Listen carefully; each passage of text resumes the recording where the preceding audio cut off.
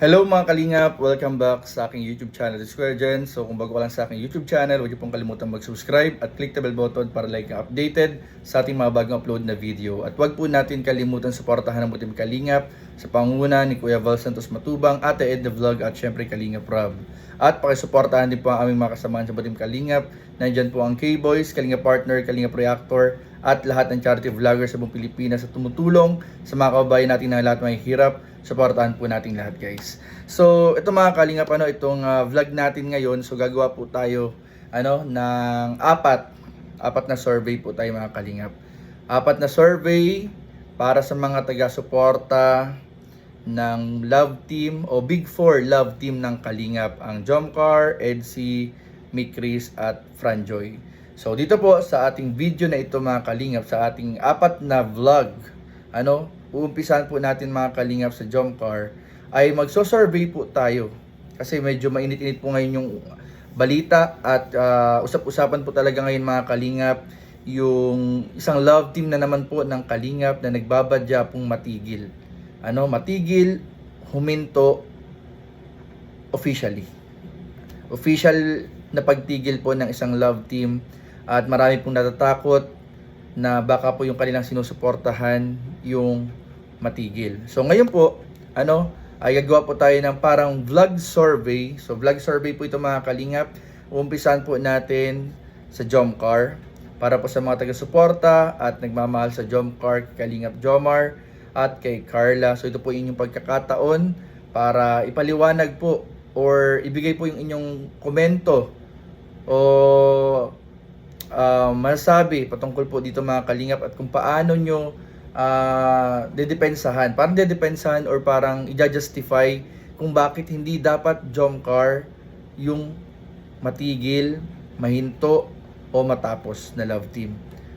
Although alam naman po natin mga kalingap na ibang level na rin po talaga mga kalingap, ibang level sa pagiging love team, higit pa sa love team ang tambalan Jomcar. So iisa-isahin po natin yan mga kalingap.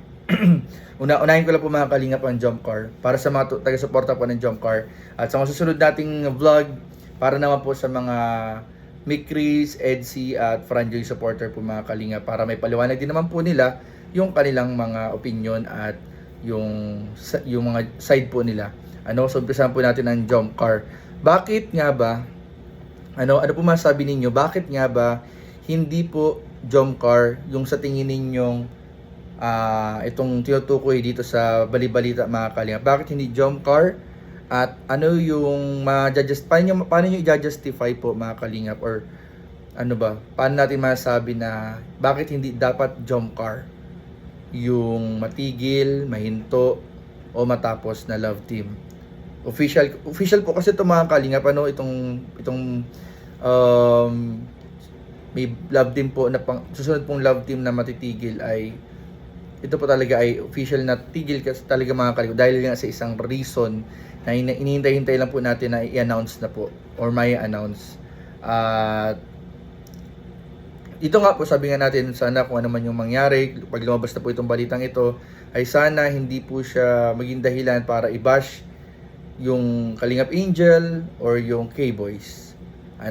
Kasi alam naman natin na kahit ano pang mangyari ay naging parte na po sila ng buhay natin at naging nakatulong po sila para magbigay ng inspirasyon at saya sa lahat ng mga nagmamahal at sumusuporta sa kanila, sa mga nanonood sa kanila. Pero maraming haka-haka nga kung sino nga ba daw yung tinutukoy. Pero syempre wala po tayo sa lugar at sa posisyon para magbalita po niyan, and syempre hinintay pa rin natin po yung official announcement mga kalingap. Pero kayo po mga kalingap, sa tingin ninyo, kung magbibigay po kayo ng opinion, bakit po hindi Jomcar yung tinutukoy or hindi po Jomcar yung love team na tinutukoy dito sa balitang ito? At ano po yung masasabi natin, bakit hindi dapat Jomcar? Bakit hindi po dapat Jomcar? So susunod po nating vlog din mga kalingap, para babasahin ko po yung mga comments nyo dito. So sana po ay ipaglaban po natin. Ipaglaban natin ang Jomcar. So sa mga Jomcar supporters dyan, ipaglaban nyo paglaban natin, bakit hindi nga ba dapat jump car yung mahinto, matigil at matapos na love team? Ano yung nagja-justify? Paano natin nasabi na hindi jump car yung tinutukoy o yung love team na yun? At sa anong paraan kung sakali ito ay, kung sakali man na, hindi natin sasabi, kung sakaling kung sakaling safe ang jump car, mga kalingap, ano ang mararamdaman ninyo? At kung sakaling jump car man, ano yung magiging epekto naman ito sa inyo, mga kalingap? So, comment down below kasi pag yung mga comments po ninyo, babasahin po natin yan at gagawin natin ng reaction video and malay natin, mapanood ng ating mga kasamahan, mapanood ni Kalingap Rab. So, magkakaroon siya ng idea, di ba? Makakatulong para magbigay ng idea kay Kalingap Rab. Para kung sakali man, ay yung mga love team ay maibalik na rin agad sa main channel. So, ayun po mga Kalingap, bakit nga ba? Kasi ilang taon na natin kasama ang jump car. More than 2 years na. More than 2 years na mga Kalingap. Kasi nag-second anniversary na po nung October. And then, supposedly dapat talaga yung travel din dapat sa Vietnam ay second anniversary, pero naging siyang Singapore travel, yung second anniversary. And then dapat yung travel sa Vietnam ay birthday ni Kuya Val, November. So na-reschedule siya ng December. And sa wakas nga mga Kalingap ay tuloy na po ito bukas ng gabi. So bukas po ng gabi mga Kalingap ay inaasahan po natin na tuloy na po ang travel sa Vietnam.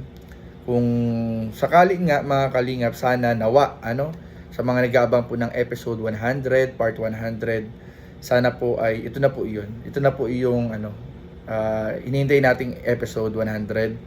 And sana ay sabi nga ng mga taga-support, sana ay ito ay maging bagong simula, bagong simula at hindi ang pagtatapos. Sana ay bagong simula kung sakali man. At ang dami pa talaga kasing inaabangan, ang dami pa mangyayari sa jump car, ang dami pa rin na nilook forward natin, di ba mga Kalingap, sa jump car.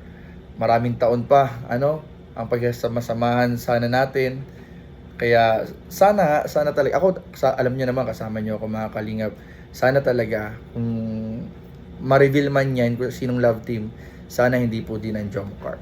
Sana hindi po ang jump car kasi alam niyo naman po mga Kalingap din, di ba? At ayun po, sana po ay sa lalong madaling panahon lumabas na rin to para yung mga haka-haka, yung kaba natin. Kasama niyo po ako sa kaba mga Kalingap. Yung kaba ay kahit pa paano, di ba, dapat sana may labas na. So, ayun po. Pero maging updated po tayo mga Kalingap, kasi mamaya po palang hapon, mamayang 2:00, mabiyahe na po ang Team Kalingap papunta po ng Maynila. And then bukas darating sila bukas sa Transient. So, doon na po kayo magkikita-kita. And by evening, flight na po going to Da Nang, Vietnam. So, yun lamang po mga Kalingap. So, comment down below kung ano po yung masasabi. Komento po din nyo sa balitang to. And nawa po ay paglaban din po natin mga Kalingap kung bakit hindi dapat jump car yung matigil na love team. So, yun lamang po at maraming po salamat sa panonood. Please don't forget to like, comment, share, and subscribe sa ating mga video. Maraming po salamat. God bless. Bye-bye.